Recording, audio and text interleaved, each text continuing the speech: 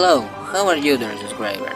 In today's video I present you the part 2 of the history of the Roman Empire. Without first telling them to subscribe to the channel and like the video, with nothing more to say, let's get started. We will start talking about the Roman monarchy. Was the first political form of government of the city-state of Rome from the legendary moment of its foundation on April until the end of the monarchy in 510 AC, when the last king, Tarquino the Superb, was exiled establishing the Roman Republic. Although the regions of the city are impressive, it seems clear that monarchy was its first form of government, and fact that archaeology and linguistics seem to confirm. Roman mythology links the origin of Rome and the monarchical institution to the Trajan hero Aeneas, who fleeing the destruction of his city, sailing toward the western Mediterranean until he reached the territory that currently corresponds to Italy. There he founded the city of Lavinium. Later his son Ascanio founded Alba Longa, from whose royal family the twins Romulus and Remus descended, the founders of Rome. After being founded by the Latin tribes of the region, the city was conquered by another more advanced Italic people, the Etruscans. These people gave Rome an indelible cultural stamp and made the city ground. The Etruscans bequeathed to the Romans their knowledge of engineering, the art, and the use of the alphabet. At this time, Rome was ruled by a series of kings of the nationality, the most notable of them being Servio Tullio, who endowed it with important social institutions and surrounded the city with a walled build, which stood for several centuries. The last Etruscan king was Tarquinius the Proud, and true tyrant whose abuse led to the revolution of the Roman nobility in 509, expelling the Etruscans and founding the Republic. Rome emerged from Etruscan domination as a city-state similar to the Greek polis in the time of Rome would become a territorial state. The Roman Republic was a stage of ancient Rome in which the city and its territories had a system of government exercised by magistrates elected by assemblies of citizens in the context of a state of law. The Roman monarchy was abolished in 509 AD and replaced by the Republic. A characteristic of the change was the administration of the city, and its rural districts was regulated by the right to appeal to the people against any decision of a magistrate concerning life or the laws. The Roman Republic lacked a written political constitution, having a rather common law character. Its ordering and functioning were dictated by a custom and customs of the founding patrician class and in accordance with its oligarchic interest. The executive administration was endowed with imperium or omnibus power, which has a religious origin that started from the good Jupiter himself. The magistrates endowed with imperium, consuls, praetors, and eventually dictators only exercise it extra pomerium that is outside the walls of Rome. Consequently, it had a military provisional character. In the city, while exercising their civil functions, the magistrates were subject to legal limitation and mutual controls. At this stage, the city government was in the hands of the richest and noblest classes.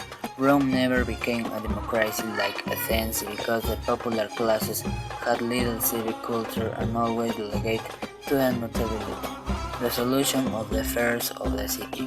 The Republic always maintained an oligarchic and bureaucratic government, times in which the popular power tried to let some charismatic leader. To truly complete with the notability, it was defeated in all the line. In the beginning, only the patrician had citizens' right, and they formed a series of assemblies that elected the various government positions. These assemblies were called elections, and the government magistrates were elected annually. The two councils and the other magistracies, along with the election, there was a powerful governing body called the Senate. The Senate was an assembly made up of the most important patricians of Rome, and it was the institution that truly governed the city, especially in matters of foreign policy. Its members were not popularly elected but entered on their own right and were for life. The sovereignty of the Senate and the election is expressed in the traditional formula that governs the coat of arms of Rome until today is PQR, Senatus Populusque Romanum, the Senate and the people of the Romans. Lower down the social ladder were the commoners who were originally of foreign origin engaged in crafts, agriculture, commerce, and service in general. They did not have civil rights. Generally, they recognized themselves as clients of some patrician. Commoners received protection in exchange for service. The social situation would change over the centuries. The defensive needs of Rome forced for the patricians to admit commoners into the army and then to grant them civic rights. The commoners obtained the right to vote in the elections and the right to be elected to the various magistracies. In this way, they were obtaining political equality. At the end of the 5th century AC, the richest and most prominent commoners were able to enter the Senate. By the middle of 4th century, political inequalities among the Romans had disappeared, but social and economic differences still existed, which in the long run could never be overcome and became even more acute. The mixture of the richest commoners with the old patrician formed a new aristocracy, the patrician plebeian aristocracy or optimate. This class will be the one will govern Rome until the end of the Republic. Progressively, Rome will extend citizenship to the inhabitants of the conquered provinces. Far from being deserted like Sparta, the Roman nation will grow. At the end of the Republic, the social situation had deteriorated considerably. The wars of conquest produced great deaths amongst the small proprietors who formed the bulk of the legions. Their poverty was further increased by the seizure of Italian farmland, by the aristocracy, and by the explosive rise in slavery. The commoners stripped on their lands became an idle, ambitious mass that concentrated in the cities and became known as a proletariat. The proletarians sold their vote to the aristocrats and wealthy of Rome who participated in politics. The patrician plebeians who occupied the Senate as well as their relatives ended up forming a more and more closet class that monopolized the government and the best lands, the senatorial class. Above the proletarians and enriched class was formed on commerce and wars, the knights or equestrian order. They resented the senatorial class and aspired to participate in the government. Republican Rome was a warlike state. The basis of their power were the Roman legions. The legions of the Republican era were units similar to the current infantry regiments made up of citizen soldiers and supported by auxiliary corps.